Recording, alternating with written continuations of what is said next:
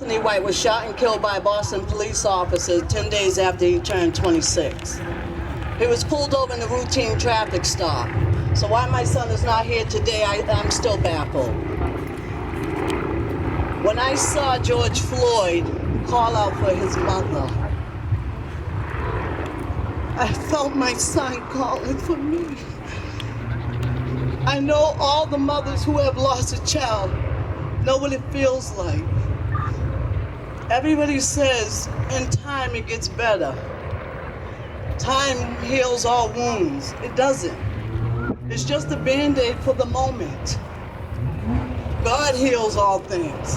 The hate, the discrimination, there's no need for it.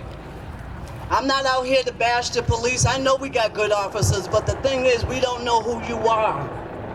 You are hiding behind the bad officers. We need you to step up front so we can recognize you. We're not out here to make you look bad if you are doing your job.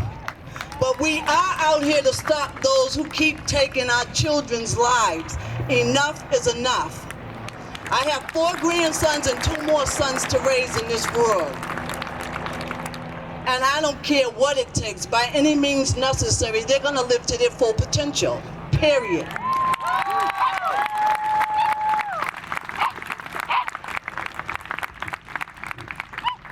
I actually could stand here all day and tell you what needs to be fixed, what solutions can be used, because it's in all areas: education, the courtroom, the jury selection, the police office, from the initial investigation all the way to the judge's gavel rendering a verdict. The stuff that happens in between is unjust. So we need to change all that. From the police officers who are out here killing our kids, it's time to either be licensed or be gone. To the judges who have been sitting on their pedestal with their unconscious and conscious bias making these decisions, it's time for you to be gone. Tenureship should be gone. DNA should be gone. Do not disclosure should be gone. I could not defend my son and stand up for my son properly because all the investigation that they did, they kept to themselves. I had to find information on my own, and the information I found got me all the way to the court. But then when I got to the court, the racism stood up loud and proud. From every single police officer that came in there sitting on one side dressed in blue. I felt like that was an intimidation factor, but I stood strong. My people still came and we still stood there. We still dealt with the racism and the discrimination in the courtroom. Evidence was left out. They refuted their own expert witnesses' testimony. Their story has changed 4 times from my son first being shot all the way through the trial. What they did not count on was me having a degree and working in the criminal justice system, so you couldn't just tell me anything.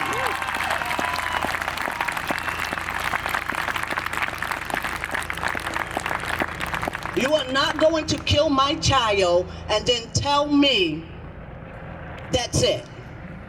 That's not it. There's more to it.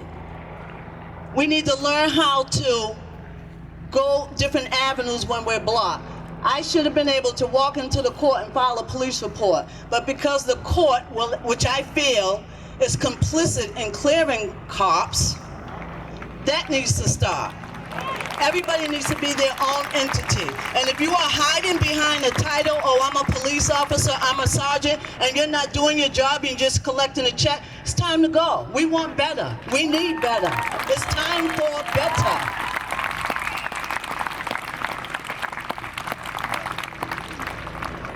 I am going to read something.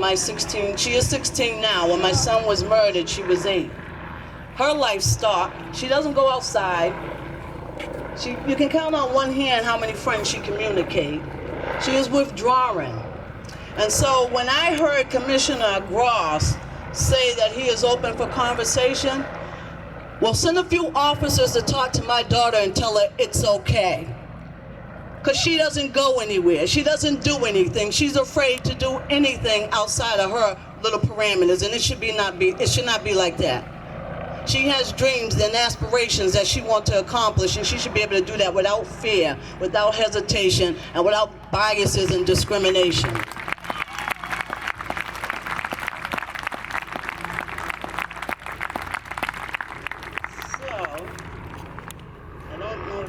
Okay. So this is from my daughter Zaria Sheffield. It says, they say, learn from your mistakes, but I think y'all need a session. Oppression, OPPRESSON, oppression. The state of prolonged, cruel, and unjust treatment and control. That's what black folks face when we walk among this hellhole. White people, open your eyes, you're repeating history. And the fact that you people don't care really gets to me. To single you guys out, like y'all have done forever without a doubt. From blackface to racism and everything in between, now we have to assimilate without making a scene. We're angry, not mad. Mad is for a crazy person. If we were mad, we would riot, purposely trying to worsen. We're not crazy because it's not crazy to want justice. But be cautious, the ones shooting are the ones saying trust us. Justice is a funny word, meaning to have just behavior or treatment. Justice is a white man's word, working against blacks all too frequent.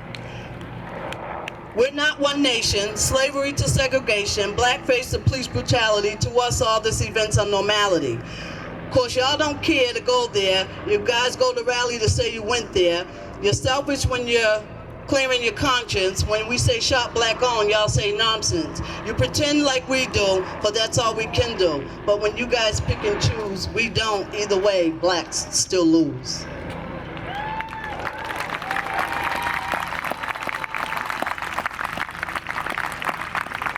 That is from a 16-year-old whose heart is broken because she is missing her brother. When my son was killed, it took a lot for me to get up and fight. For 3 months, I couldn't lift my head off the pillow. I couldn't get the officer's name. I was going through it. I went through Mothers for Justice and Equality. I went to the Peace Institute, and then Legacy Lives On. I took any course and every course I could that would build me back up, give me enough energy to fight. In that process, when my son was first killed, I wrote a poem, and I'd like to share that with you. At first I named it Hey Officer, but then I felt like he didn't deserve this. So it goes like this. I miss my son, I miss my child. You took him from me and hid all the while. I miss my son's face, my heart's in a broken place. You took my son without my permission. Now I'm crying, praying, and wishing for justice to be served, because if nothing else is what I deserve. You pretend to protect and serve. You got a nerve. You carry a badge and gun.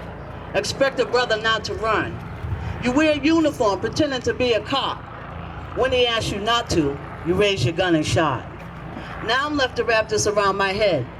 That Boston police just shot my son dead. No words of comfort, you said nothing nice. I hope to hell this haunts you for life.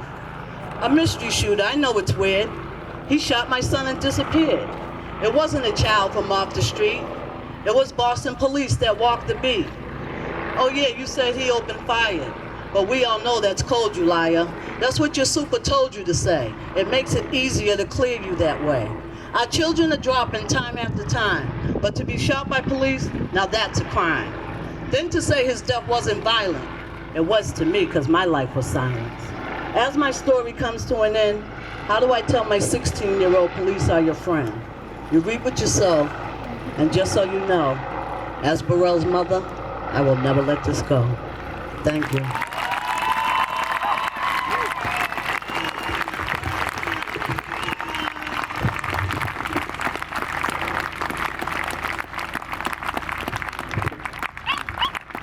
Yeah, give it up for Carla Sheffield one more time.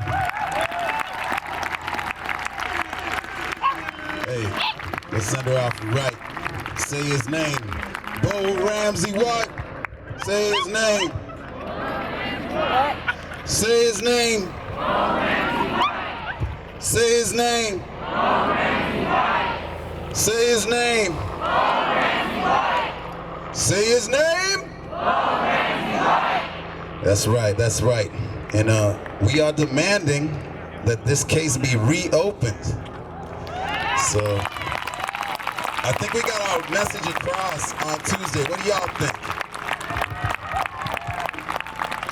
Reopen the case. Reopen the case. Reopen the case. Reopen the case. What? Reopen the case. Huh? Reopen the case. Yep. Reopen the case. Yeah, that's what I'm talking about. So,